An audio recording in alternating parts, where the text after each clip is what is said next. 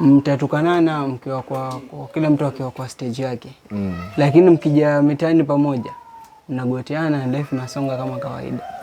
Na hakuna nini wala nini. Hakuna nini wala nini. Basi kwa sababu mimi unajua navuta ile picha ya kwamba watu wako kwenye show na watu wamejaa pale na anakunywa anaichonga anachonga. Halafu pia si ni wanaume, hakuna mtu ambaye anataka aonyeshe unyonge yani. Kabisa. Halafu vile kuna mtu wa ile timu nyingine ama ni shabiki anakuja anaona mbona nyinyi mna enjoy yani, mnapiga vitu vyenu mna enjoy, malipo mnapata, wacha nisumbue kidogo ili show iende mbaya, pia nao waende na sifa mbaya pia wao. Haijatokea hiyo? Inatokea. Maana katika kazi si kila mtu mwenye atakupenda.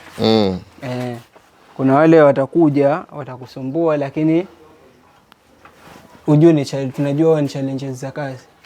Utapata mtu anakutukana, alafu mwisho wa siku unaachia tu. Sasa wewe utakubali uonekane mnyonge kwamba umesumbuliwa alafu umenyamaza tu hivyo hivyo?